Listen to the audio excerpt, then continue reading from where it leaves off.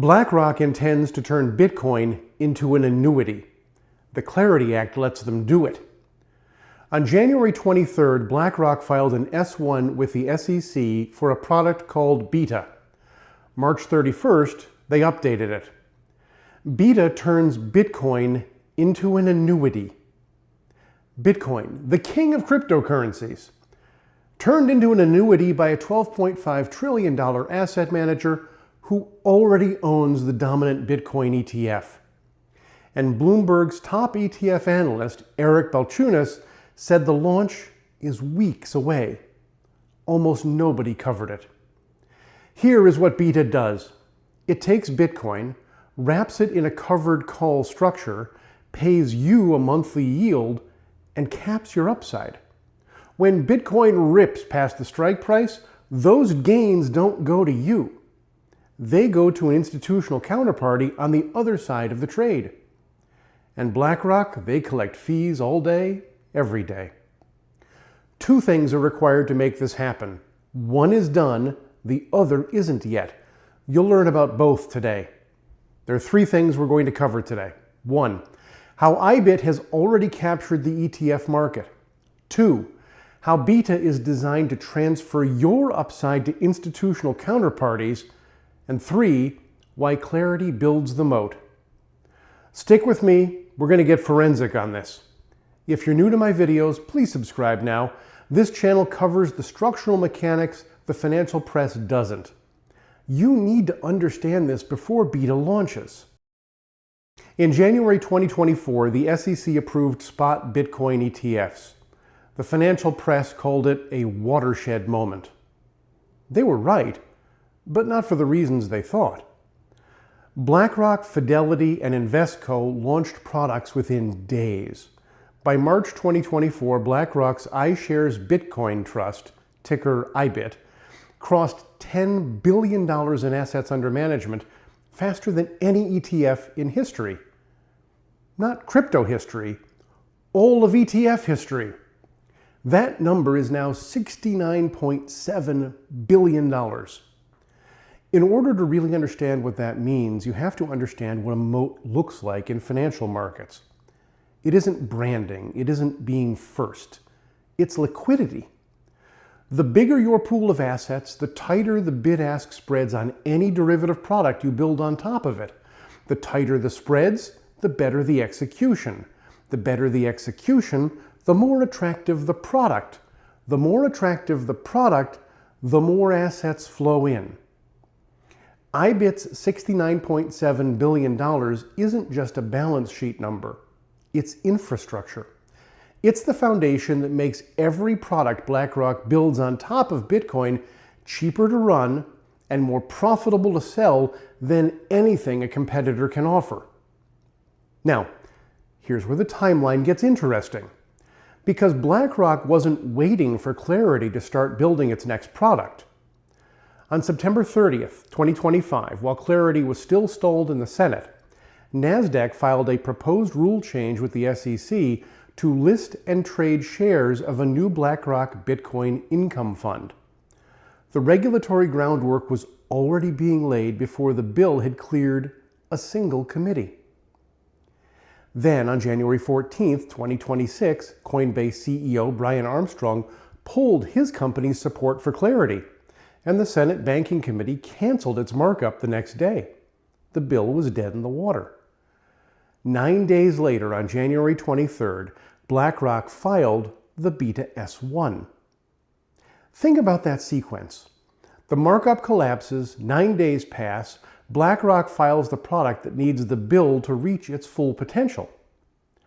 Whether those events are connected is something I'll leave for you to decide. What I can tell you is that on March 31st, BlackRock updated that filing, revealed the BITA ticker, and Bloomberg's Eric Balchunas said launch was weeks away. And on May 14th, the Senate Banking Committee finally passed Clarity out of committee. The product has been in the regulatory pipeline for 8 months. It was ready before the politics were. Clarity accelerates this further. Citi analysts project an additional $15 billion in ETF inflows once the bill clears Congress. If the bill clears Congress. Every dollar of that flows through infrastructure BlackRock already owns. No competitor can close that gap in the time it takes for the inflows to arrive. Once you see it, you cannot unsee it. Clarity doesn't create a level playing field for Bitcoin ETFs. It locks in a winner of a race that's already been run. But IBIT is just the foundation. The product they built on top of it is where the extraction mechanism gets interesting. And once I show you how BITA actually works, you'll never look at the word income the same way again. That's next. Let me explain covered calls in plain language, because the financial industry prefers you don't fully understand them. You hold an asset. In this case, Bitcoin, exposure through IBIT. BlackRock, as the fund manager, sells a call option against that position to an institutional counterparty. The call option gives the buyer the right to purchase your Bitcoin exposure at a fixed price, which is called the strike price, on a future date. In return for selling that option, the fund collects a premium. That premium gets distributed to you as monthly income. Here is the part the marketing material soft sells. If Bitcoin's price rises above the strike price before the option expires, the gains above that level belong to the option buyer, not to you. The fund has already sold those gains in exchange for the premium you've already received. You got your monthly check. Someone else got your upside. BlackRock runs this as an actively managed strategy, which means they decide the strike price, the expiration, and the timing. You don't. You receive what they distribute and accept the cap they set. Now, here's the question that nobody in the financial press asked when this filing dropped. Who is on the other side of those option trades? Who is buying the calls that cap your upside? The answer, it's institutional traders. Hedge funds, market makers, money markets, the people with the balance sheets to buy your upside in bulk. BlackRock doesn't pocket those gains directly. They do something more profitable. They build the structure that makes the transfer happen, and they collect fees on every dollar that moves through it. That's the double dip. And once I show you how it works, you'll understand why BITA isn't a Bitcoin product with income attached. It's an income product with Bitcoin's brand attached. Those are not the same thing. That's next. I want to take you somewhere uncomfortable for a minute. Annuities are the most complained about retail financial product in American history. Not because they're illegal, not because they don't pay out, because the structure is designed to sound like protection while transferring value in a direction most buyers don't fully track. Here is the annuity pitch. Stop worrying about volatility. Let us handle the complexity. Here's your monthly check. Sleep well. Here's the BITA pitch. Stop worrying about Bitcoin's volatility. Let us handle the option strategy. Here's your monthly income distribution. Sleep well. The target market for BITA, according to the S1 filing, is registered investment advisors, RIAs. The people who manage money for clients who want a 3% Bitcoin allocation but can't stomach a 50% drawdown without an income stream to point to. In other words, the people who sell annuities to your parents are now the distribution channel for Bitcoin's income products. This is the quiet way they made it work. You don't have to be a crypto native. You don't have to understand the protocol. Your RIA put 3% of your portfolio into BITA, pointed to the monthly distribution, and checked the alternative assets box on your investment plan. Bitcoin was supposed to be the asset that gave retail access to asymmetric upside, the kind of return that changes a family's financial trajectory. The covered call structure systematically removes that upside and transfers it to institutional counterparties who can afford to buy it in bulk. The product is not a Bitcoin product with income attached. It's an income product with Bitcoin's brand attached. Those are not the same thing. But here's what makes this different from every other Wall Street extraction product I've covered. BlackRock doesn't just collect fees on BITA. They collect fees on IBIT underneath it too. It's a double dip, and the structure of how that works is something you need to see clearly before BITA launches. And that's next. In order to really understand the economics here, you have to look at the full stack. BlackRock charges a management fee on IBIT. That fee comes out of the assets of every Bitcoin ETF holder, whether they own IBIT directly or through BITA. BlackRock then charges a separate management fee on BITA. That fee comes out of the assets of everyone who buys the covered call product. BITA's options are primarily written on IBIT shares, which means the liquidity that BlackRock built inside IBIT, the $69.7 billion that makes the options market efficient, is now the raw material for the product sitting on top of it. They built the mine. Now they're selling shovels to people who think they own the gold. The BITA management fee hasn't been formally set yet, but Bloomberg's Eric Balchunas put his over-under at 38 basis points.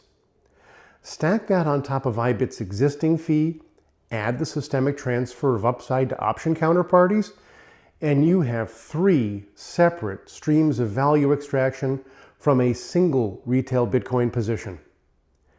I documented this pattern in the token trap. The mechanism changes. The direction of value flow doesn't. Get the book at thetokentrap.com or on Amazon. There's a link in the description. Here's what I want to leave you with before the close. This pattern, institutional infrastructure built first, retail product built on top, regulatory framework locked last, it's not unique to BlackRock or to Bitcoin. The same sequence that played out in the ICO era and the same sequence that's now running in AI. And clarity is the regulatory lock. That's next. Here's the sequence, and I want you to hold it in your head because it will connect some of those dots in a way that you don't really get anywhere else. Step 1, the technology proves itself. Bitcoin survives. Institutional money takes notice. Step 2, the infrastructure gets built. BlackRock won the ETF race. IBIT became the dominant vehicle. The liquidity moat forms. Step 3, the derivative product gets filed. BITA appears in an S1 before the regulatory framework is even law. The product is ready and waiting. Step 4, the regulatory framework locks it in. Clarity, if it passes, writes Bitcoin's commodity status into federal statute permanently. No future administration can reverse it. The moat gets a legal deed. This is the quiet way they made it work across every asset class, every era, every technology that threatened to redistribute financial power. The infrastructure owners never fight the technology. They wait until it's proven, then they shape the law that governs it, and then they build the product that sits between retail and the upside. In the ICO era, VCs controlled the allocation, retail was the exit liquidity. In the ETF era, BlackRock controls the wrapper. Retail gets the income distribution and gives up the asymmetry. The asset changed, the mechanism didn't. Clarity's biggest winner isn't the crypto industry. It isn't the DeFi developers. It isn't retail Bitcoin holders.